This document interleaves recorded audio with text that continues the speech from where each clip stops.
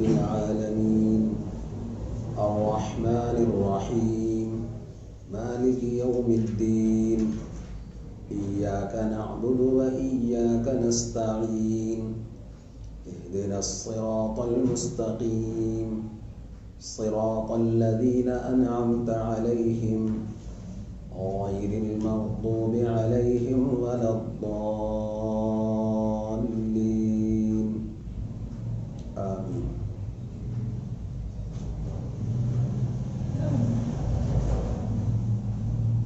رمضان المبارک کے پہلے روزے کو اللہ تعالیٰ نے مجھے اور آپ کو یہ توفیق عطا فرمائی کہ جہاں ہم قرآن کریم کو خود پڑھتے ہیں، سنتے ہیں، نمازوں میں، تراویح میں پڑھ رہے ہیں، سن رہے ہیں، یہ بھی سعادت عطا فرمائی کہ قرآن کریم کا ساتھ ساتھ شروع سے جتنا بھی ہو سکے ترجمہ سنتے جائیں، کیونکہ قرآن کریم اللہ تبارک و تعالیٰ کی کتاب ہے، اللہ کا پیغام ہے، اس کے بندوں کے نام کل کائنات کی طرف اللہ تعالیٰ نے اس کتاب کو اتارا ہے۔ قرآن کریم میں خود اللہ تعالیٰ نے ارشاد فرمایا کتاب انزلناہ الیک لتخرج الناس من الظلمات الی النور، ایک جگہ ارشاد فرمایا ھذا بلاغ للناس۔ قرآن کریم کا پڑھنا، قرآن کریم کا چھونا، اس کا سننا، دیکھنا بہت برکتوں کا باعث ہے۔ ہمیں قرآن کریم کی تلاوت کے ساتھ ساتھ اس کی سمجھنے پر بھی وقت لگانا چاہیے، اور اس کو سمجھنے کے لیے کوشش کریں، علماء کے پاس جائیں، ان سے سمجھیں، ان کی مجلسوں میں بیٹھیں۔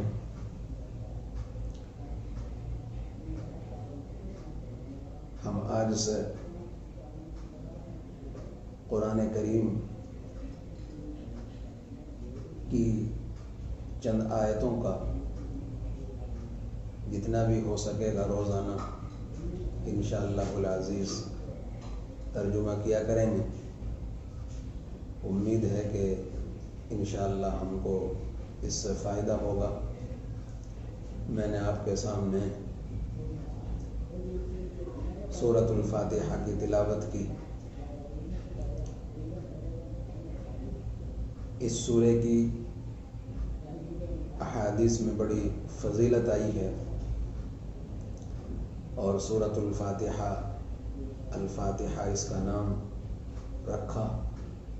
فاتحہ کا مطلب ہے شروع کرنے والی۔ سورۃ الفاتحہ یا سورۃ الفاتحہ شروع والی صورت یا ابتدا والی، آغاز کرنے والی صورت۔ اس کو فاتحۃ الکتاب بھی کہا جاتا ہے، اور احادیث میں اس سورہ کے نام اور بھی آئے ہیں۔ ام القرآن بھی اس کا نام ہے، السبع المثانی بھی اس کا نام ہے، القرآن العظیم بھی اس کا نام آیا ہے، اور الشفا بھی اس کا نام آیا ہے، الرقیہ بھی اس کا نام آیا ہے، اور سورۃ الصلاۃ بھی اس کا نام آیا ہے۔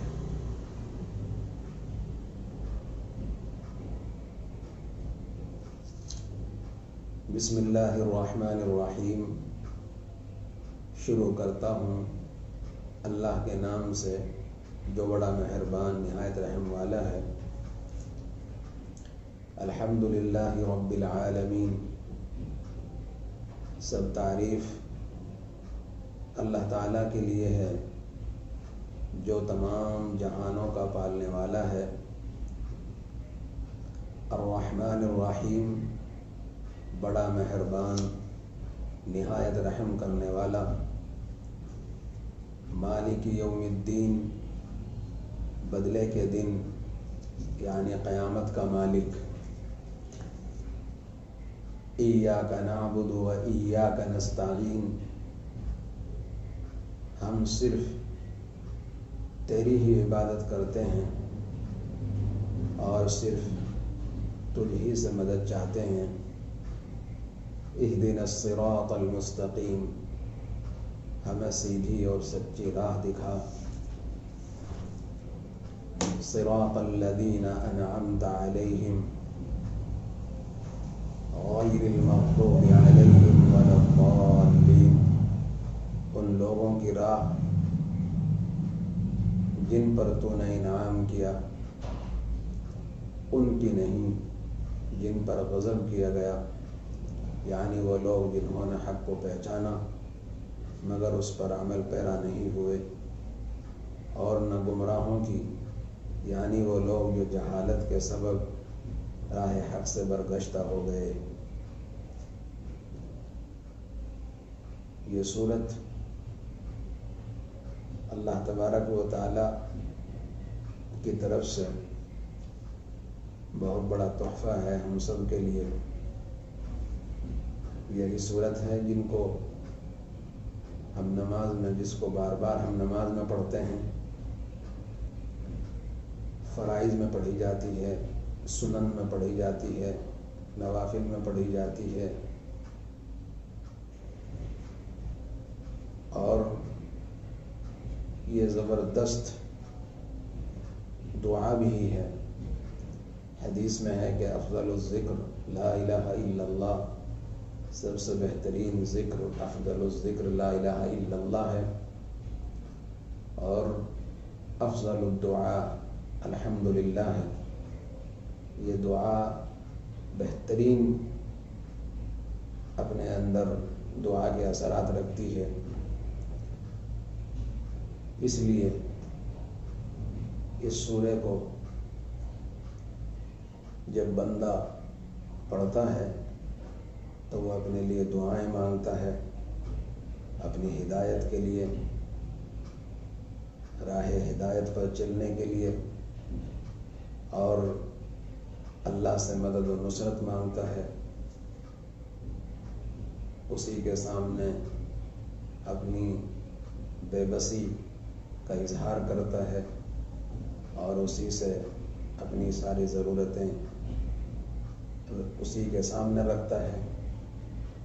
اللہ تعالی ہم سب کو قرآن کریم کی تلاوت کے ساتھ ساتھ اس کو سمجھنے والا اور اس کو سمجھ کر پڑھنے والا بنائے۔ اس کو سمجھنے کے لیے اور اس کے کو حاصل کرنے کے لیے ہم سب اپنی زندگی کا کچھ وقت ضرور حصہ، اپنی وقت اس میں ضرور لگائیں۔ اللہ تبارک و تعالی ہم سب کو عمل کی توفیق عطا فرمائے۔ وآخر دعوانا ان الحمد للہ رب العالمین۔